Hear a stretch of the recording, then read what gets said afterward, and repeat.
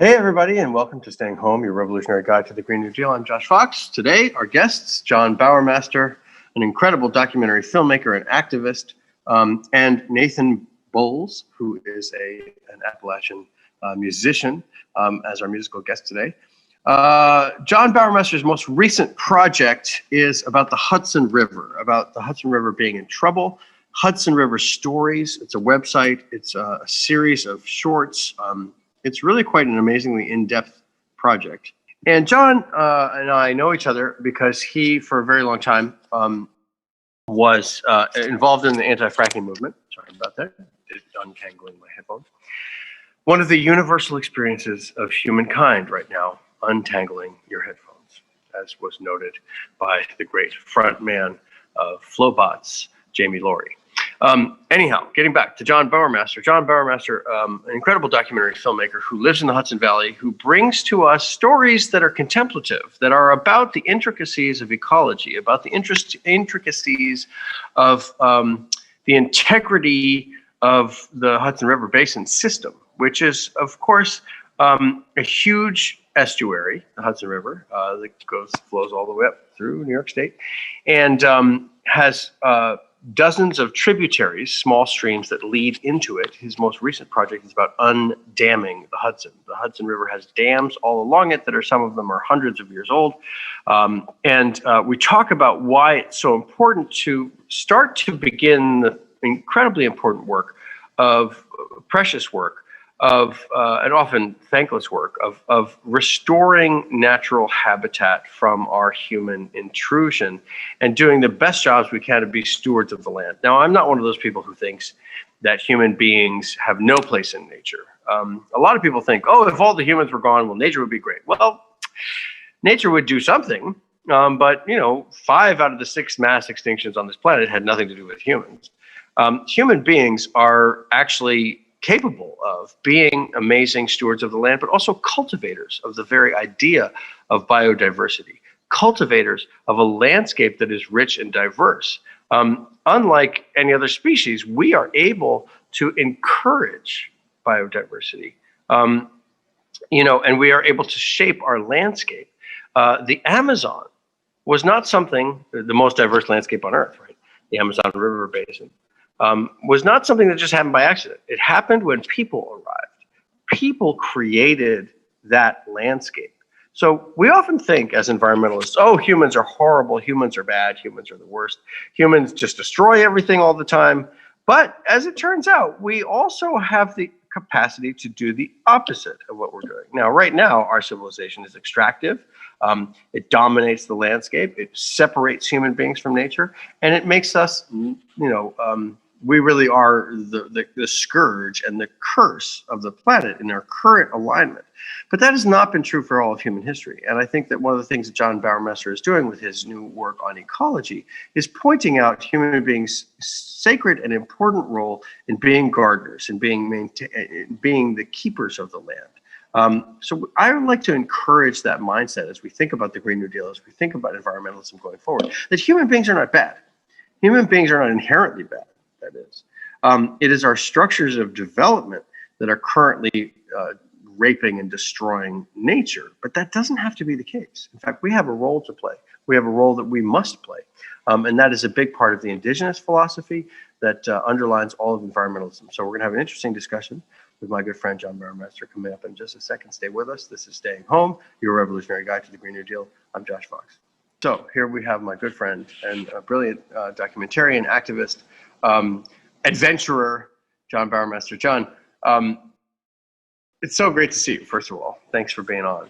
Yeah. And we're also, we have a mutual affection for New Orleans, so I appreciate that. Yes, that's true. And here we have, if you're just tuning in to Staying Home, recently you know that we shifted to New Orleans about a few months ago and left our base in Pennsylvania. But John, you're up there in the Hudson Valley, and I feel like you have this obsession with the Hudson River as I have the obsession with the Delaware River, right? I feel like we're river people.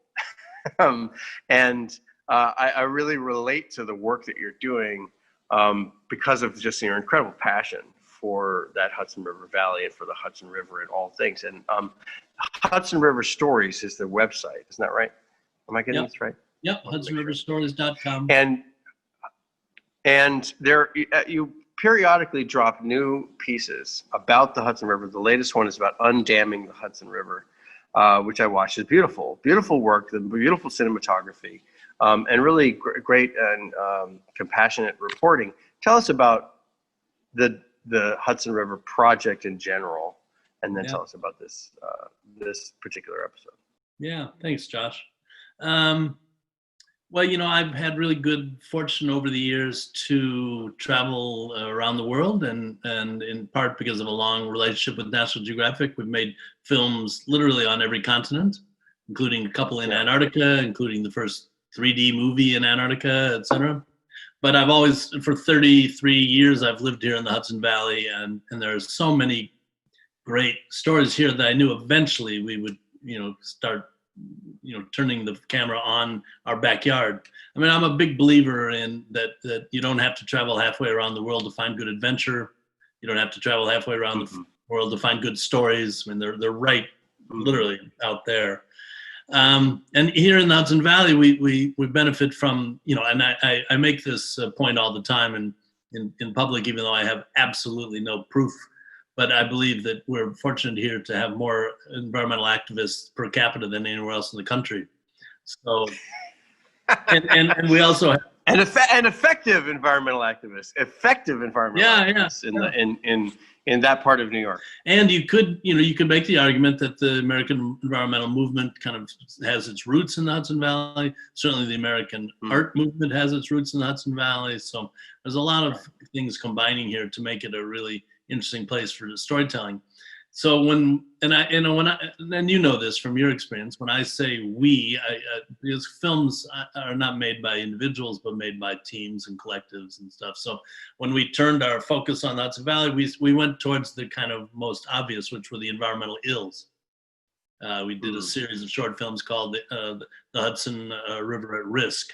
We looked at the issue of PCBs in the river. We looked at the fact there was a leaky nuclear power plant just 35 miles north of New York City on the Hudson River. We looked at the fact that oil and gas was being shipped up and down the Hudson by pipeline and bomb train and cargo boat. But I took bomb train is something that people need to know what a bomb train is. It's part of the lexicon of activists. But what is a bomb train? Bomb train. Tell us briefly, a little aside. Yeah. You still see them coursing through the Hudson Valley. There are these 100-car, 120, 130-car trains of black cylinders that are carrying crude oil from mostly from North Dakota, from the Bakken Shale, and comes across the United States and kind of either unloads at the port in Albany, is put into cargo boats, or continues by train down to Philadelphia, New Jersey, to refineries where it's ready for export, basically. But the bomb train's just a block from here, and bomb trains are called that because they explode sometimes. Yeah, they come off the rails and they blow up. I mean, the worst was in Canada, where one came off the rails in the middle of the night and killed 65 people, and blew up the whole center of a small town. Yeah. Interestingly, though, I think a lot of the gas and oil now coming out of the Bakken is heading your way, right? Heading south towards Texas and Louisiana, rather than come out here because the transport has slowed in the Hudson Valley. But I took, like you do. I mean, I took these films around. I'm a big believer in sharing. And we took this Hudson River at Risk series around New York, showed them in 100 venues, et cetera. And I got bummed out. Because I thought, well, these are really kind of bad news stories. And we live in such a beautiful place that, it can't be all about bad news. So we kind of pivoted and turned the camera towards more optimistic, more positive, more hopeful stories. So for the last few years, we've been working on a series called Hope on the Hudson, which highlights kind of really interesting, smart, fun things going on, all with kind of a potential for risk, but all with kind of a a more optimistic spin.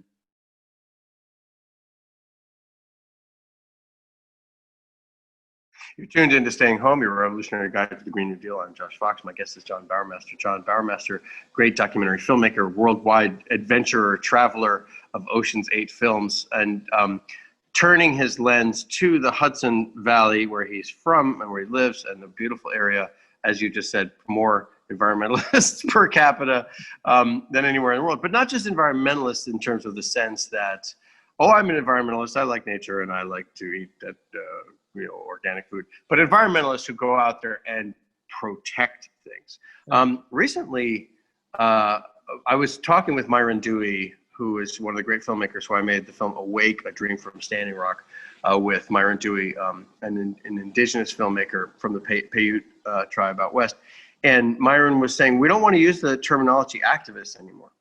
We want to say protectors, that we are protectors now. And I think about that as a philosophy change, right? That we are protecting nature because nature needs to be protected now in the onslaught of this current civilization that is so about extracting and exploiting nature. And these films, whether they're hopeful or they are, bum you out, as you say, are also protecting in both cases, right? Yeah. Because to celebrate the culture is also to protect it. Well, and I have a great interest in water issues and particularly the Hudson River and others. But several of these films have turned towards agriculture. We made a really beautiful, sweet film called Seeds of Hope, which was about the replanting of Native American seeds in the Hudson Valley at a juncture where that was no longer happening. The three sisters had disappeared from the Hudson Valley to a certain degree. And so we work often with the three sisters being beans, squash, and corn that were the original native seeds, and a very sweet film. But we had a really moving experience with it. We did it in collaboration with the Farm Hub, which is in Hurley, and then the Akwesasne tribe, which is now located up on the Canadian border. And the Akwesasne came down and did a bunch of the planting, and the Farm Hub provided the land and some of the work, etc. But we screened it for the first time at the Senate Garage in Kingston. There were, it was kind of quite good, interesting turnout, 250 people there. And the Akwesasne came and sat on the panel to do the Q&A. And I kind of turned my back. I was in the back of the room, and all of a sudden I realized everyone in the room was crying. And I couldn't, I kind of missed out on what, and it was because the Akwesasne man on the panel, Kenny Perkins, had talked about how difficult it was for them to kind of have given up this land and now have come back to it with the white man again, right. But how powerful collaboration was and how interesting it was for him to participate. Anyway, it was quite moving. So, I mean, even though it was, an optimistic story, it came with this tinge of regret and reality and honesty, et cetera. John, I think I told you this, but I've been making a film over the course of COVID. And I was alone in the woods for 8 months in a one-room cabin, and that film is being edited now, and I'm still in the midst of it. Going through 4 seasons from basically winter, spring, summer, and then fall, and really observing the landscape. And the landscape where I was at in Pennsylvania is just about a mile from New York State. Very similar type of landscape with lots of tributaries. I live off of one of the tributaries to the Delaware, and you cover a lot of the tributaries to the Hudson River in your piece on damming the Hudson, which I want to get into. But I was really able to observe the incredible damage to the landscape.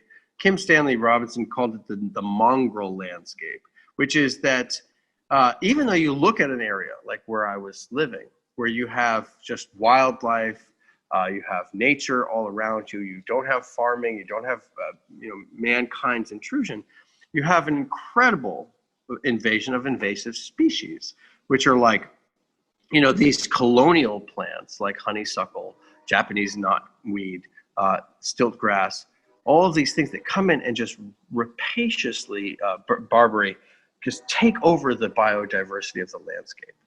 And as I was doing the research, I learned of the three sisters, corn, bean, and squash, that are planted together in such a way that actually that the Native Americans at the time on the East Coast saved the Pilgrims and saved the colonialists by showing them how to do this type of planting, or else they would have starved to death. But you see the remnants of different centuries worth of impacts on the landscape, right? So we're talking about the 13th century, the 14th century, Columbus time, right? Those plants are still ravaging the landscape and destroying the natural biodiversity.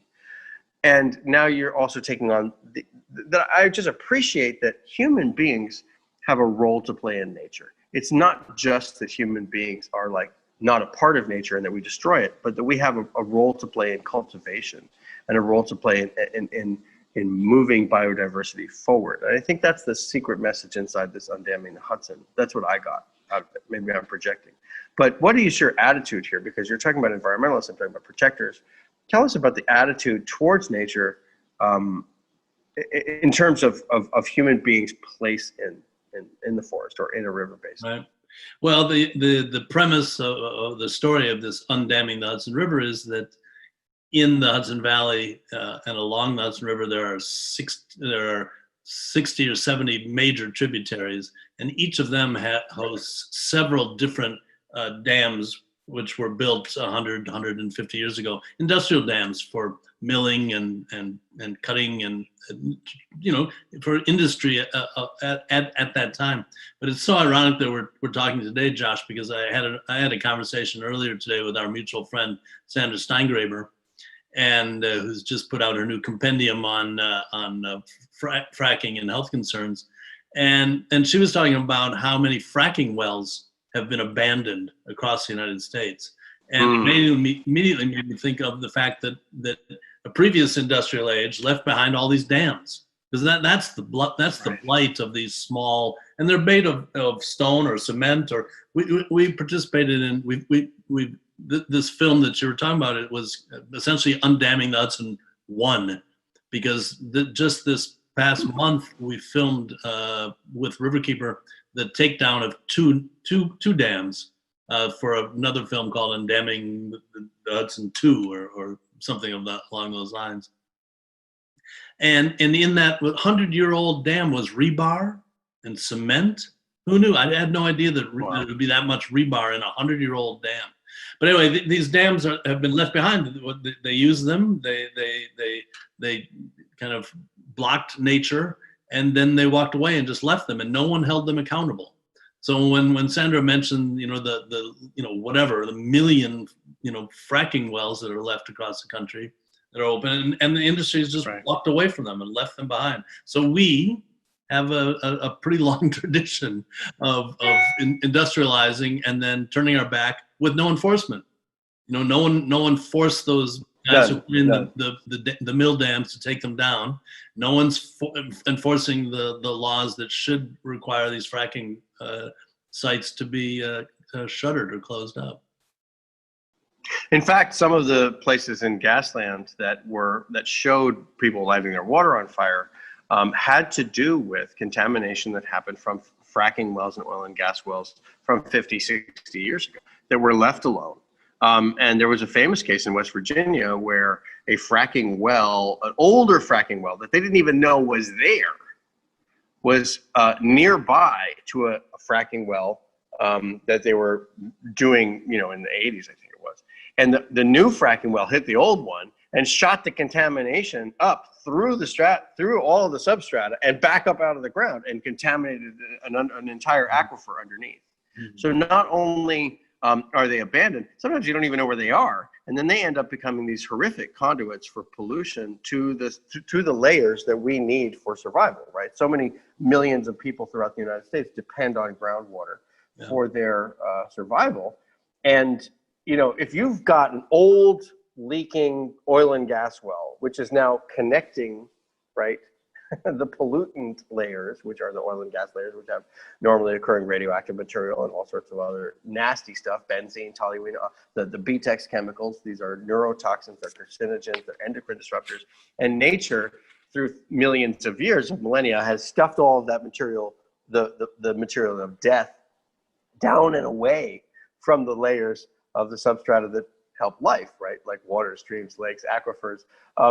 And we are reconnecting those layers, as Van Jones calls them, the fuels of death. Fossil fuels are literally dead things that are down there, with the things that have to create life. And you're right. I mean, this is one of the things I'm talking about, right?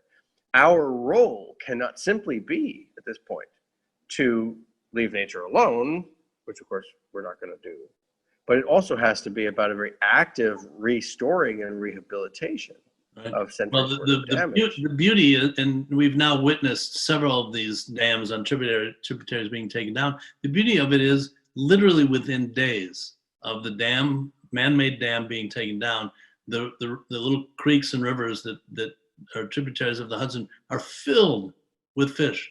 They've, as John Lipscomb, the riverkeeper, says in our film, you know, the great grandfathers of these fish have been knocking on this door to these dams for a century or longer, and as soon as they're gone, the fish are back.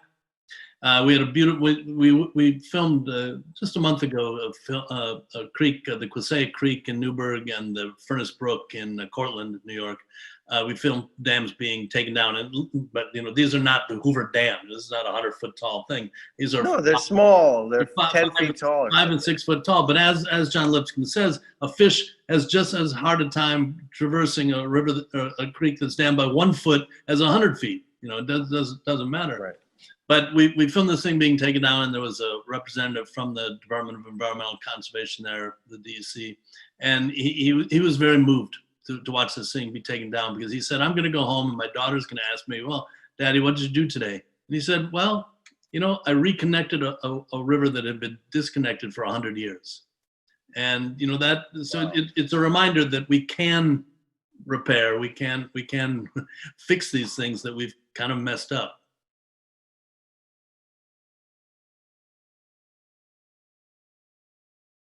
You're tuned into Staying Home, your revolutionary guide to the Green New Deal. I'm with John Bowermaster. We're talking about the precious work of restoring ecology, in this case, his new film, Undamming the Hudson River, which is part of a huge series of films on the Hudson River, on the Hudson River Valley, Hudson River stories.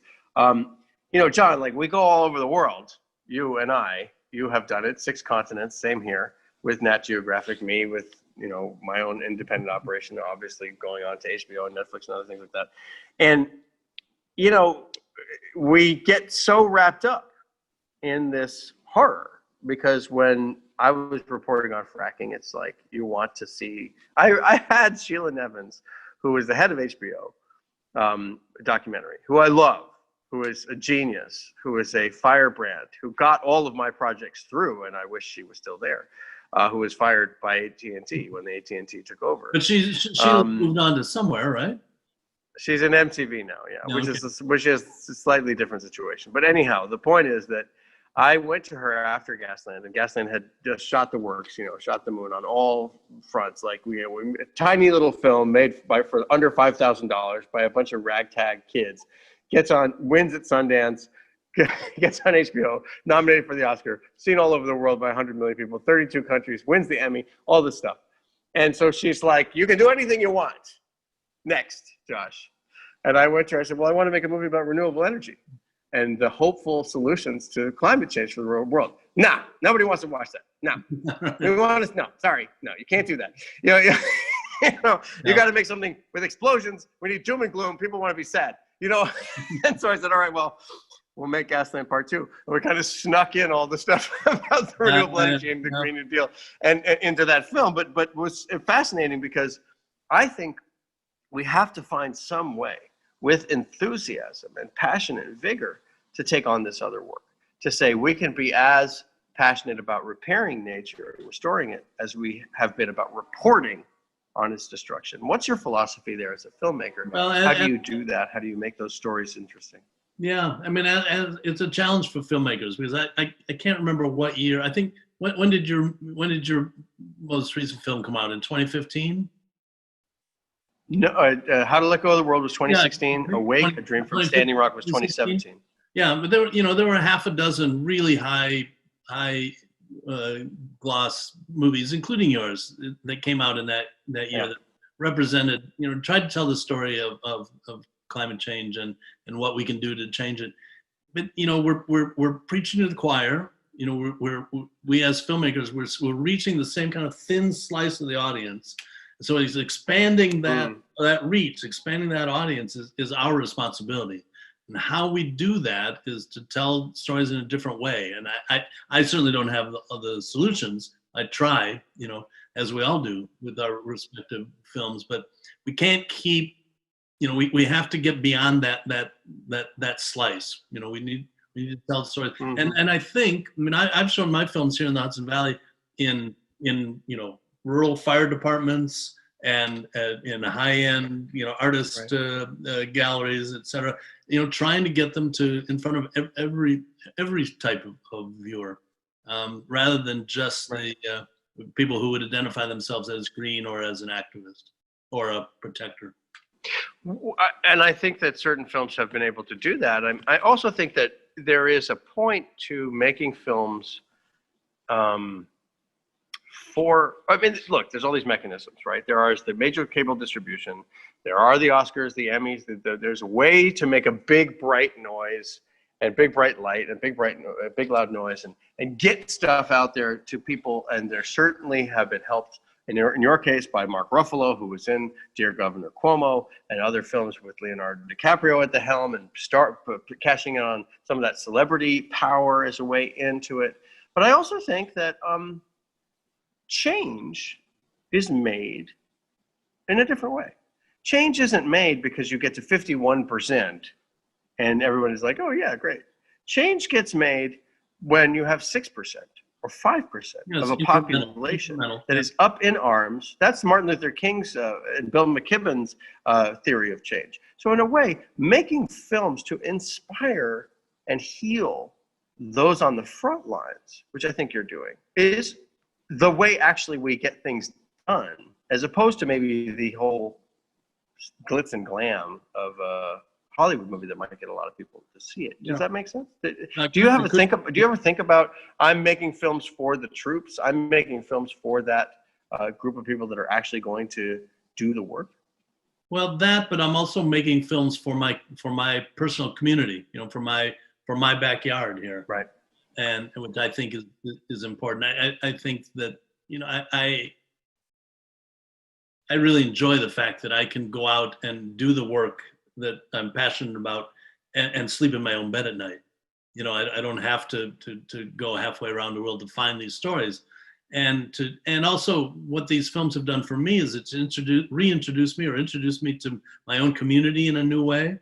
I've met so many people I would have never met before. I've driven on so many back roads that I've never driven on before, which I think is really important. I think sometimes you get caught up in the glitz and there's the potential to get caught up in the glitz and glam and kind of forget that there's an important audience in your backyard. No, so this whole Hudson River Stories experience we've made 20 short films, short being 5 minutes to 25 minutes, and it's like having kids. It's hard for me to choose my favorite, but we made a beautiful film about the Clearwater, restoring the Clearwater. We made that Seeds of Hope I talked about replanting the Akwesasne seeds here. We made a really interesting film called Growing with the Grains, about reintroducing grain to the Hudson Valley. Kind of, like you, the beauty of making films like this is that the list is never ending. I could do this. I will do this till the end.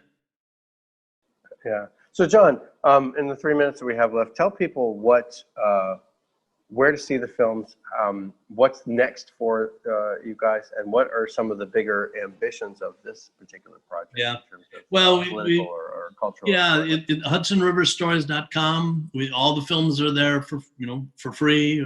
We make them to share them.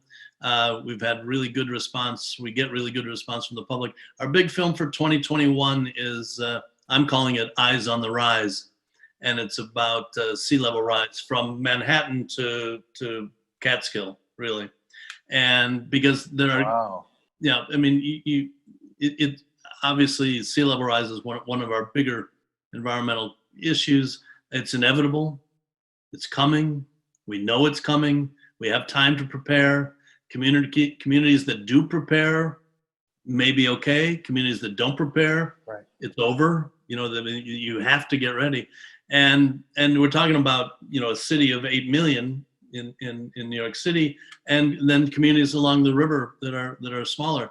The challenge for the river cities, Because because people don't understand this, but the Hudson River is an estuary.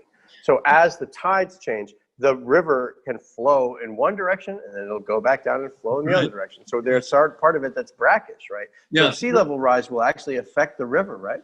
Oh, well, it affects every coastline in the world. I mean, we're telling a story, a regional story, a local story about what's happening on the Hudson River, but it impacts, and it's the same story as being told on every coastline, on every river and ocean in the world. Literally, the Hudson River will, this is not anticipated, the Hudson River will rise 6 to 10 feet by 2100. I mean, it's already happening. You know, we've already filmed the whole river. The whole river. Yeah. So we have a great quote from a Columbia University professor who lives in Piermont, New York, which is already kind of at sea level. And you remember those images from Irene when water was in Lower Manhattan, water was pouring into the subways. Yeah. And he said in 2150, so that's 130 years from now, but in 2150, that scene will be replicated twice a day, even on sunny days. You know, of river water pouring into the subways. So we've got to make changes. De Blasio proposed a giant U. He was going to build a giant U around the tip of Manhattan to protect it. You know, but and the irony is that the Army Corps of Engineers was talking about building a giant, massive dam out by the Verrazano Bridge that would stop surges and storms and stuff. Right. And so you guys are taking down dams, and they're talking about building more dams. Yeah. But, you know, the communities up and down the river who have formed kind of what these are state-supported things called resiliency task forces in these small towns and are making plans for the future are good. But Josh, you'll love this. My favorite phrase from this whole reporting for this new film, which will be out in the fall of 2021, my favorite phrase is managed retreat. Because there are just places where are not going to be livable. They're not going to be livable. So we have to we have to make as much now. As much as I've tried to keep this interview on the positive side, managed retreat is what we're going to have to do now because we're out of time. But John, it's always great to be with you and to hear about the new projects. Please, everybody, go check out Hudson River Stories. All the work there is spectacular. We really look forward to the new project about the sea level rise. Fascinating and amazing. Thank you, Josh. Thanks, John. Yeah. See you again soon. Okay, you've been tuned in to Staying Home, your revolutionary guide to the Green New Deal. I'm Josh Fox. My guest has been John Bowermaster. We'll be right back with Nathan Bowles, our musical guest.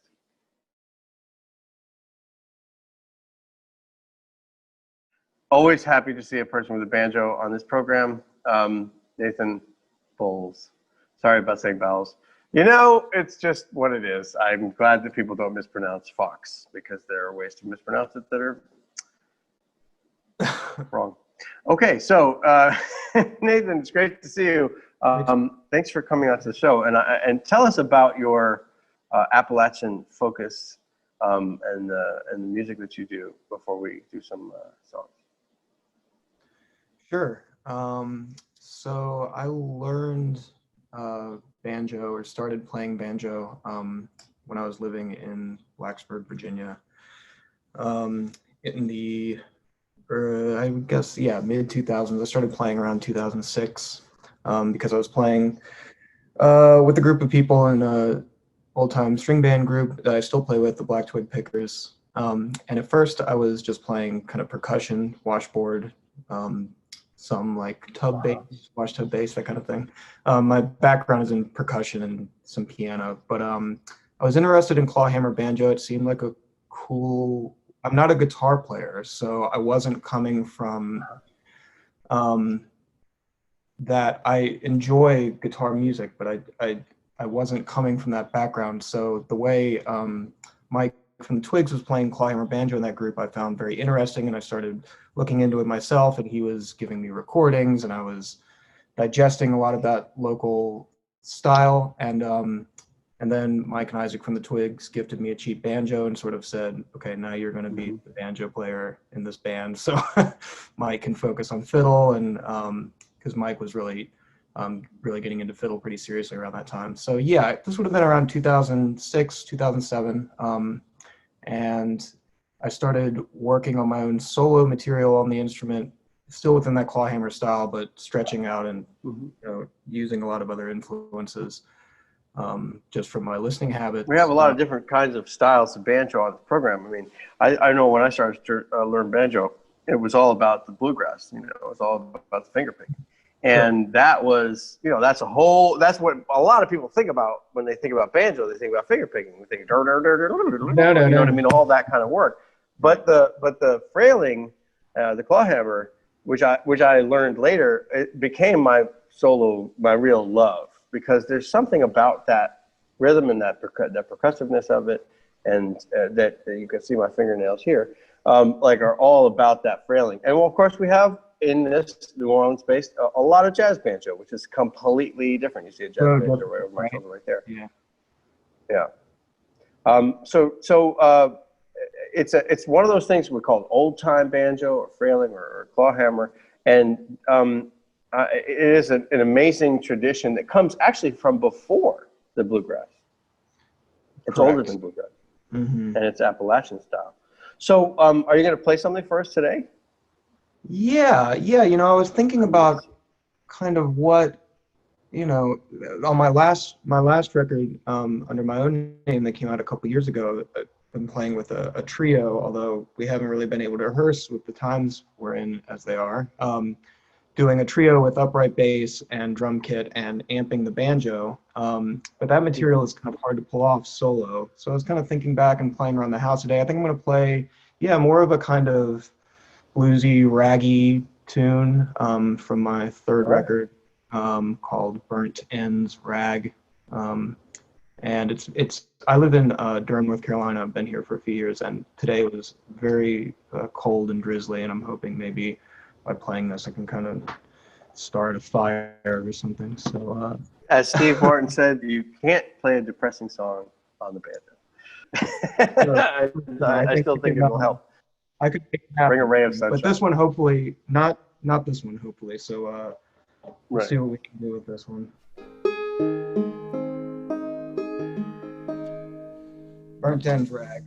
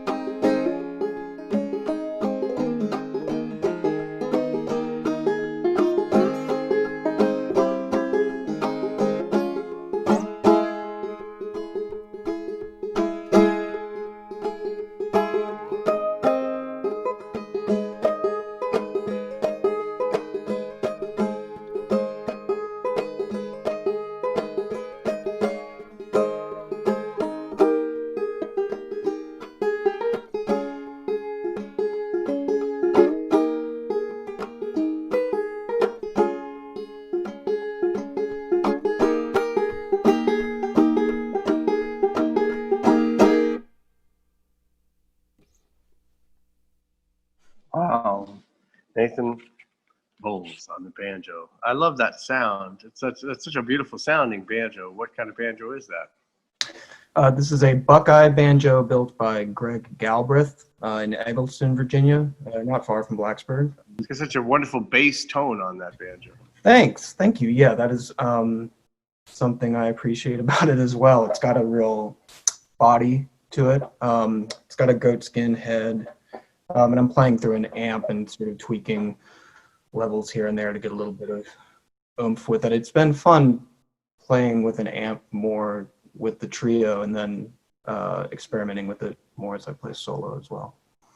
It's just such a calming sound and also such a emotional sound, I think. Nathan, tell us where we can hear more and how do we learn more about your music?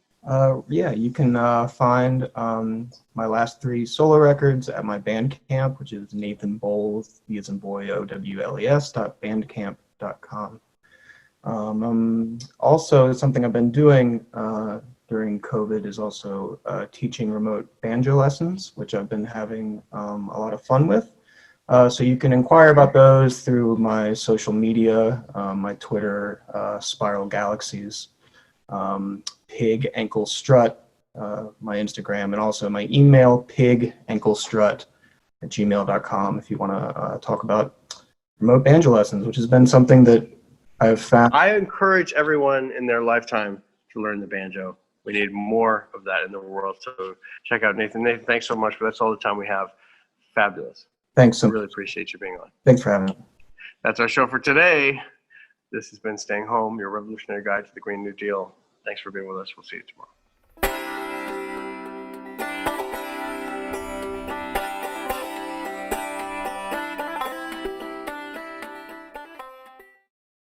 Came in late to watch TYT Old School, and I hear Cenk Uygur talking about napkins.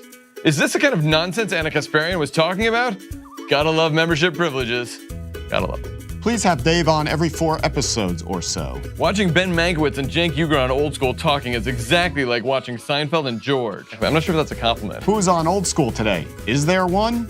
At Dave Kohler. I hope it's not Brett Ehrlich. This episode of Old School has killed me. Who knew a conversation about good and bad underwear could be so hilarious and relatable? Couple things about this video. Dave Kohler looks so badass. There's more than a 73% chance this Old School will be really funny. Cenk Uygur has been up since 4 a.m., so he's tired. Hence, everything will seem funnier to him. P.S. Remember, food talk, new words, and no or very little politics. Dave Kohler, enjoyed performance on Old School. Can we please hear about your time as a geologist? One geologist to another? I appreciate that all these people enjoy it because I know Cenk loves to do it, and he does it because he knows the fans love it too. This looks like a conspiracy. This looks like a scheme to defraud. The Bush administration put folks into the regulatory agencies who believed in destroying regulations. Memories of the Great Depression faded. They stood on the floor of the Senate day after day attacking what they were trying to do. They just generated all this junk, took home huge bonuses, and then when it collapsed, they said, oh, not us. What they ginned up was pure extortion, putting a gun to the head of Congress. Time and again, they heard the devastation that was happening in low and moderate income communities caused by bankers, by lenders, and they chose to ignore it. I understood that the SEC was not merely a weakened version of what it was supposed to be. It was an agent of Wall Street. When no one's enforcing the law, the criminals take over. Many of you already know that the TYT Army has been officially organizing for the past year. They're making decisions on which candidates and elected officials to help and always coming up with ways to inform people about progressive policies. Now, we want to give a huge shout out to some special volunteers and highlight accomplishments of our TYT Army. In Michigan, State Leader Tara West and Captain Justine Robinson organized the team's first Beer and Politics. How fun does that sound? Look, they thought of this idea at one of their monthly meetups in order to help connect TYT supporters and grow their team's volunteers. Here's what Tara had to say. Our first Beer and Politics event in Grand Rapids was a success. We had 5 new people show up who are enthusiastic about TYT. They all found out about our event through our text bank, and they liked the laid-back nature of our get-together. Looking forward to connecting with them next month and hopefully meeting a few more. Thank you, Tara and Justine, for leading the way in Michigan. To learn more about the TYT Army and how you can help from home or even start your own team, head to tyt.com/army. Check your spam folder for lost emails to stay up to date with our events.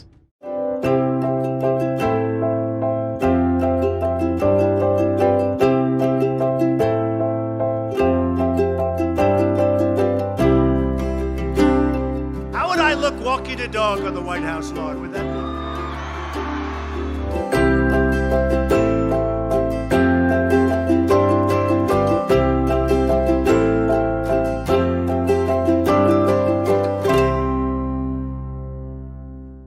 I'm Mike Shekels, and I'm the Director of Technical Operations, so if you're frantically tweeting at us that something's broken, thank you, because I'm fixing it. This here is Johnny Greenwald. I'm Manager of Post-Production Technology. Simplest terms is I deliver the content. And this is our master control room. We have many, many more destinations than ever before, and we created this room to consolidate it, to make sure that everything's going out is up to standard, so we meet all of our contractual agreements.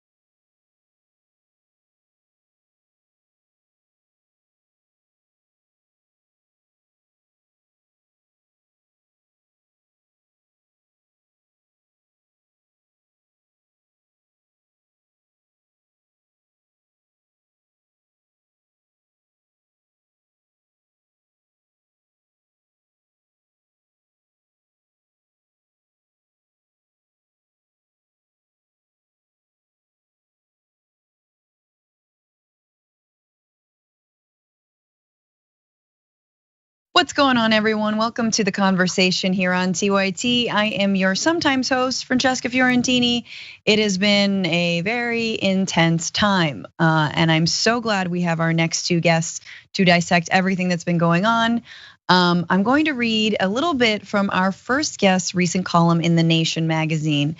January 6, 2021, the day the GOP was finally unavoidably confronted with the lethal consequences of tolerating a demagogue for 4 years. The day the cretinous, opportunistic Republican Party was forced to confront the fact that, as JFK once put it, if you seek to ride the tiger, you end up in its belly.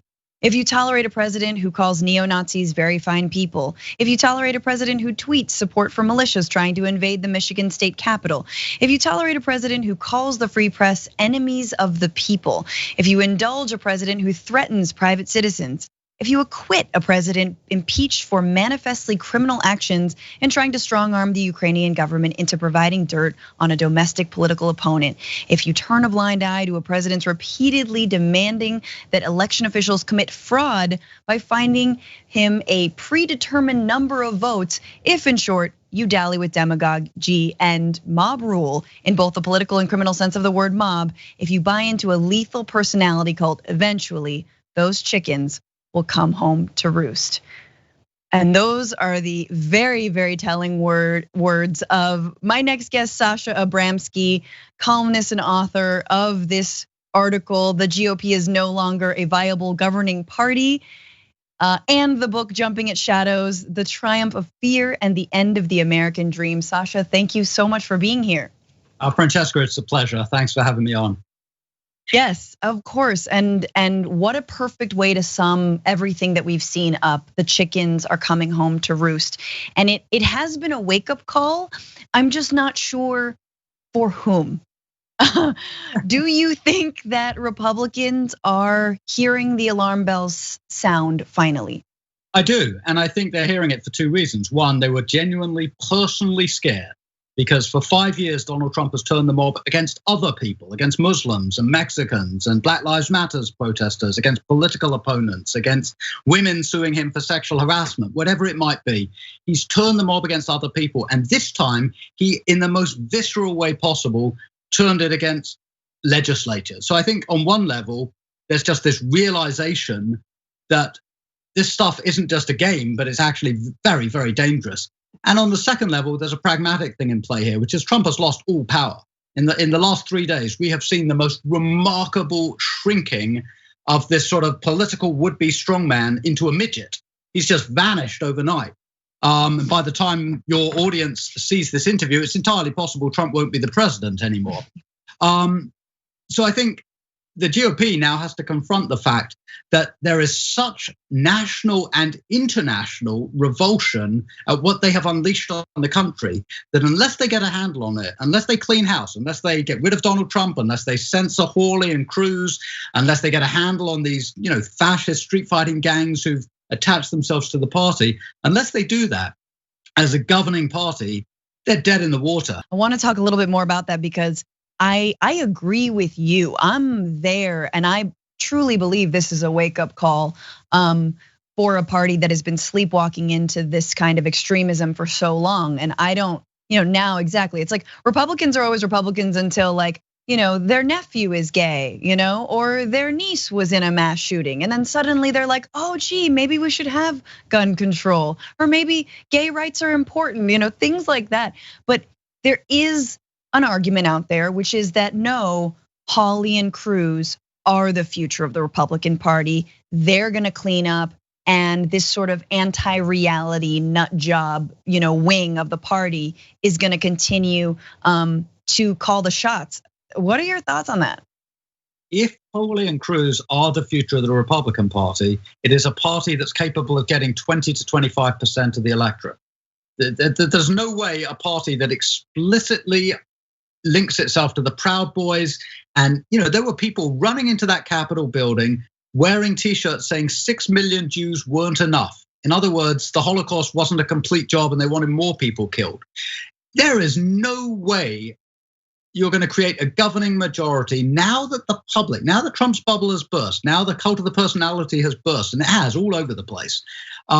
there is no way in the wake of this wreckage you create a governing coalition based around people like Hawley and Cruz. So if they stay in, if they really are the future of the Republican Party, it's going to resemble the French National Front. It's going to be a party on the edge of politics, capable of becoming a large, noisy minority, but not capable of governing. And you've seen this. You saw it with statements by people like Lisa Murkowski at the end of the week, who said, "Look, if this is the future of the Republican Party, count me out." And I think you'll see that from Mitt Romney. You're going to see it from Ben Sasse. You're going to see it from a growing number of Republicans who want no part in sort of paramilitarism and fascism, which is what Trumpism ended up becoming. Yes. And yet, and even people who have been on board with Trump policies for the entire time he's been in office, like Mitch McConnell and Mike Pence, are calling out this behavior. In fact, I think we know that Mike Pence was responsible for helping call the National Guard finally to help actually restore some peace in the Capitol. What are your thoughts on that now that like here we have these awful urchins that absolutely helped someone like Trump, rise to power, and yet even they are turning their backs? Look, I've been writing on Trump for 5 years since the primary season in late 2015. And right from the get-go, if anyone was paying attention, it was blindingly obvious that Trump was a demagogue, that he was flirting with fascism, that he was willing to inject violence into the American political system, and that he was using the mob. That was obvious from the get-go. And people like Pence and people like Elaine Chao and all the others who've sort of belatedly, or Betsy DeVos, who've belatedly seen the light and realized just how dangerous he is, it's a little bit late in the day. Because let's just reiterate what's happened in the last 4 years. This is a man who put children in cages. This is a man who asked his Homeland Security people why he couldn't have migrants shot in the legs. It's a man who asked why he couldn't build a moat on the southern border and fill it with alligators. I mean, this man has given many, many indications that he's clinically insane and that he's a brutalist and a sadist, and they stuck with him. So Pence and all these others now, yes, they're going to get a footnote saying you weren't quite as bad as your boss, but the bulk of the chapter written on them in this period is going to say you were pretty goddamn awful. And I'm sorry if I've sworn there, but there we go. I think that is allowed. Now, talk to me about the Democrats. How can the Democrats ensure that there is an accountability? How can the Democrats drive a wedge in the Republican Party? Should they be driving the wedge, or should they just be sort of, refuse to work with them now that they have the Senate? What are your thoughts on their play now? Well, my thoughts looking at this is the Democrats have an extraordinary opportunity that 4 days ago would have been inconceivable. So, number one, they control the US Senate, which means they control the committees, which means they're going to be able to get their legislation put on the floor for a vote. It means they're going to get their judicial nominees through. It means they've got at least a fighting chance of a sensible climate change policy if they can get people like Joe Manchin and some of the other centrist Democrats aboard. But it means the legislative agenda changes. But beyond that, because of what happened at the Capitol on January 6th, there is suddenly this absolutely extraordinary moment when the public is paying attention to just how debased politics has become, just how crude it's become, how based around lies and manipulation of information it's gotten, which gives, again, not just the Democrats, but anyone of good conscience an opportunity to reshape politics. And there's that statement, never sort of let a good crisis go to waste. This is a marvelous, marvelous opportunity that the Republican Party, through their sheer inanity, have presented the Democrats to actually change politics for the better.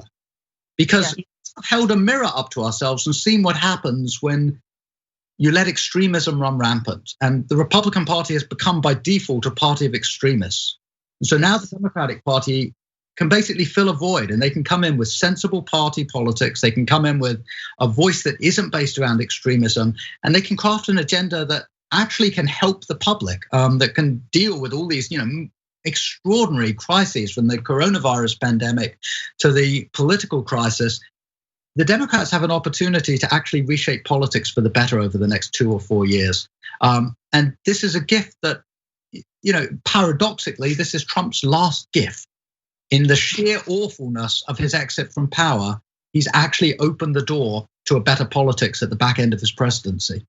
Absolutely, and they cannot waste it. I think this time it's bigger than partisanship. I just want to ask you one last thing, which is, what is the importance of leadership right now? I mean, in terms of where we go from here, I think we've seen when there's an absence of it, but what are some of your final thoughts on that? It's absolutely crucial. I mean, Trump was not an absence of leadership. It was an absence of sensible leadership and of decency in leadership.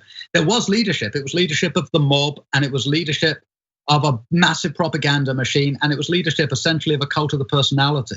So now we're going to have a government that's actually rational. And we're going to have a government that's actually listening to scientists and listening to public health experts and listening to climate experts.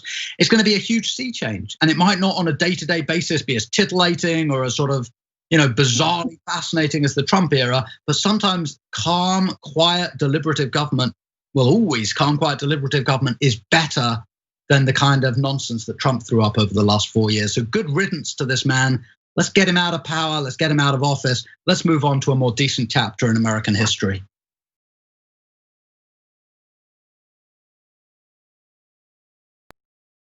We're very honest that we're progressives. We call the Young Turks home of progressives, and we support progressive candidates. There has been this reemergence of political activism, especially among young people. This weekend was the second Women's March, both across the US and across the world. So these people are not simply marching, they're not simply talking, they're also running for office. And when they do run, they're gonna make a difference. Joe Crowley is congressman from New York. He's very powerful. Why? He raised a lot of money. But there's someone finally challenging him. We need to have representation that advocates as fiercely for working class people as possible from this seat.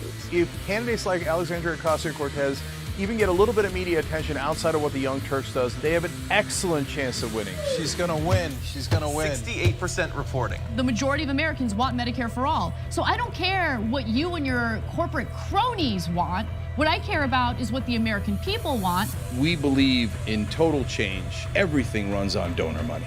And that is what we will fight, and that is exactly why they don't like us. We're having fun, it's election night! Alexandria Ocasio-Cortez has defeated Joe Crowley. Here we go again! Ladies and gentlemen, we got him. Down goes Crowley!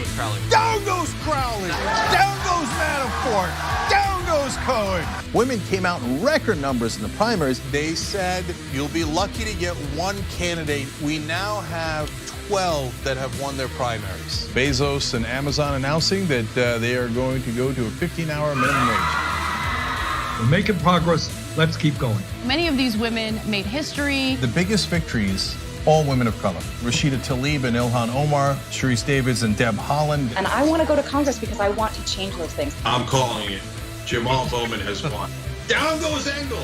Down goes Engel. For a long time, we have not had progressives in power. It's going to be something to behold. Welcome to Happy Hour, everybody. After a week of soul-crushing news, we break out the good stuff. Good news, good videos, good people, and, of course, drink good alcohol. That's the worst thing I've ever had. This is the best show. Full disclosure, we did do a shot right before the show began. It says, let's flamingo. Flamingo. The reason you had trouble with that word is it's not a word. Okay. This is the one of everything. I've got a rash. Could I just put it on that to see if it'll take it off? What did you used to think this was? Bull piss. Drink it, swallow it, spit it. Oh, that's needed after a day like this. Cheers to Brett Ehrlich. Climax. Uranus smells like farts. Because of course it does. This is the worst sketch ever of a perp. But guess what, ladies and gentlemen? They found the guy. This is Sophie's super happy dog story of the week. This dog is so precious and deserves the world. I'm just not drinking that beer. Here's my dog. This is Onyx. Yeah, I would just say that he's exotic because he's not your traditional dog. Yeah, still 12 out of 10 because they're all good. Well, if that made you happy, just wait till you see the best thing ever of the week. There is a woman who moves like a horse. Why do I want to go home and like try this? We're actually going to show you the running butthole challenge right now. What's happening? No, that's just wrong. Every way. And we'll see you next time.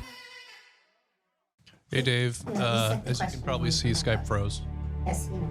Frozen crashed. You know, I'm watching that documentary on the Vietnam War, and there was a TV journalist in the middle of some tiny little village in Vietnam doing live TV as the soldiers were burning the Vietnamese huts. And it didn't crash. And that was That's a good point. 1965, and he was in Vietnam.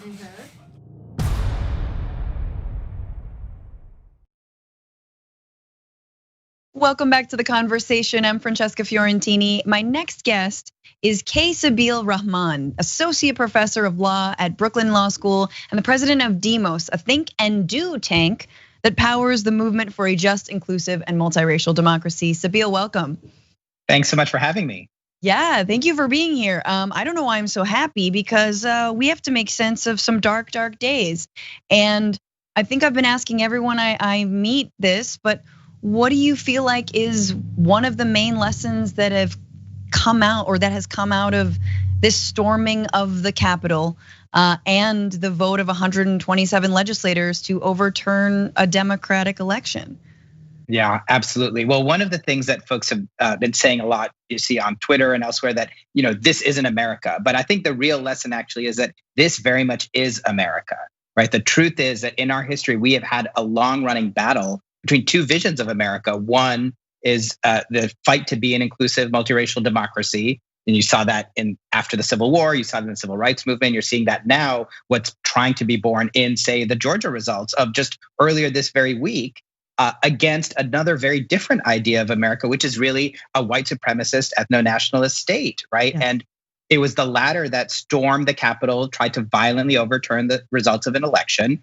And by the way, that type of attempt to overthrow an election has also happened often in our history. You see lots of examples in the post-Civil War, Jim Crow South, for example, of state and local elections being violently overturned. So the lesson here is that we're in a deep, deep crisis, but this is one that has been lurking beneath the surface in our country for a long time, and one that will take a long time and real serious transformative change to get us out of it. Absolutely. And I know we often want to look forward, and we're always told to look ahead and not backwards, and especially by Republicans who have absolutely enabled this behavior and this moment. Yeah. So, but how can we, go forward and hold those who need to be held accountable?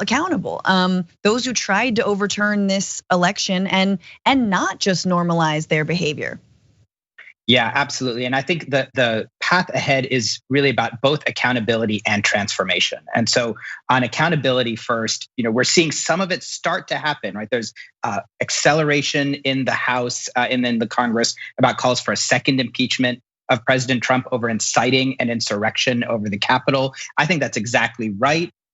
Impeachment, the remedy for impeachment means that not only is Trump removed from office, but that Congress could actually bar him from ever holding any further elected office, which is really important, right? He's technically still constitutionally eligible, right? He was impeached. He was already impeached. Is that not the case? You know better than I do. So he was impeached by the House, but the Senate acquitted him of those charges. So what you actually need is the Senate to also convict and remove the president, for it to stick. The other piece of accountability then is about those 100+ lawmakers that you mentioned earlier, Francesca, right? I mean, you have peer people who are using their elected power to try to support the overthrow of an election. And, as far as I'm concerned, these folks need to not only just walk back their language from yesterday, which you're seeing, it would be hilarious if it weren't so awful, right? Just kind of these people don't think that we don't know what they said just yesterday. But we need more than that. I think that there needs to be serious sanction on those lawmakers, possibly even their resignations from office. And the last piece of accountability is, I think, about the larger ecosystem that helped foment and incite these actions. So, Twitter is late to the party, but finally suspending the president's account. Experts on radicalization, on extremism, on social media and disinformation have been calling for a long time for the platforms to get serious about combating right-wing extremist violence and incitement on the platforms. That has to be a serious policy going forward. And yet, these are the same lawmakers who have been okay with astroturfing things like the Tea Party when, Koch brothers and other dark moneyed interests flooded a lot of those protests. I mean, this is sort of the origin of what we're seeing now, the natural progression. It starts as a random Tea Party protest and it ends with storming the Capitol. And you've actually, I think, mentioned that there is an amendment in the Constitution that allows for Congress to be removed, lawmakers to be removed if they are aiding or abetting insurrection. Can you talk a little bit about that, or has that ever been used? Yeah, absolutely. So the 14th Amendment has a section in it that allows for the removal from office of lawmakers who support insurrection, support seditious acts. And that was actually put in there after the Civil War with the former Confederacy in mind, because the idea was you just literally fought a war, an actual declared war. And then what do you do with these people who were just a few years ago sitting congresspeople and senators in Washington? Do you welcome them back? And the argument at the time was that actually a republic can't continue if you have people sitting in office who are actively fomenting insurrection. And so it was written into the Constitution that a democracy can't survive in that scenario, right? You have to remove those people from power. And I think there's a real question about at what point is Senator Hawley's actions, Senator Cruz's actions, the 100+ House GOP members who still are continuing to raise questions about the election. At what point is that for itself incitement for further insurrection? Absolutely. I want to turn a little bit to that transformation, the multiracial democracy, and this huge victory that John Ossoff and Raphael Warnock had in Georgia, flipping the state blue and obviously having the first Black senator from the state. What can we learn from Georgia, and what does it mean? Just sort of your reflections on what it means in this moment. Yeah, well, I think Georgia is very much echoing the story that has been now long forgotten in a way of November 3rd too, because we saw the same thing in Arizona and in a lot of other places in the country. What you're seeing is, I think, two things. One is a new kind of multiracial people power, bottom-up people power that is being built, block by block, brick by brick, by these incredibly powerful and committed organizers who have been working on the ground in communities of color and working class communities, creating that kind of multiracial constituency that powered Georgia and Arizona and other places. And is, Black voters, brown voters, people of color, working class folks, young folks. So that is a powerful new coalition that you're seeing emerge. But the other thing you're seeing is a growing commitment, I think, to structural transformative change, because it's one thing to win an election. We then actually have to pass legislation to prevent what has happened these last 4 years from ever happening again. And I think it's notable that a lot of these new people coming into Congress are talking about things like democracy reform, combating voter suppression, ending money in politics, and even bigger things like statehood for Washington, D.C., a majority Black city. There's a long list of things we need to fix. But I think this new Congress, now that it is a 50-50 Congress, really needs to take this opportunity to make those changes. Absolutely, expanding democracy, I think, is our ultimate goal. What do you think everyday people can do? Like, what can we do outside of Congress to support? I mean, explicitly the squad, which grew in power within the Democratic caucus, more progressive members, bringing way more racial diversity, like class diversity. It feels sometimes like we can just be these cheerleaders, but like we can do more than that. As the president of a think and do tank, what's the do? Yeah, absolutely. So part of it is continuing to put pressure on and both support and pressure on our elected officials at the state and local level, because it's one thing to win an election, but we still need to pass legislation and make these changes happen. And so continuing to call your elected representatives to push for the kind of democracy reforms that we were talking about. But I think what we're seeing is our democracy only works when all of us actually show up. And showing up is not just in the streets, but in the ballot box and even in office. So one thing I'm really eager to see is all of young folks, people of color, new folks who have been activated these last few years. Can we get more of these people, more of us, folks to run for office, run for your state and local offices, get involved in the political process, to join as full-time members, grassroots organizations, unions, right? That's the back end infrastructure of people power. And people power has to be more than just voting. We want it to actually grow over time. So I think there's a lot more that we can do. I'm actually really hopeful about the future of our democracy because of the sheer inspirational power of just our communities showing up from the uprisings this summer, right through November, right through Tuesday in Georgia. Yes, if we can focus on that, I also feel hopeful. Last question, because the muck is not going to leave us that quickly.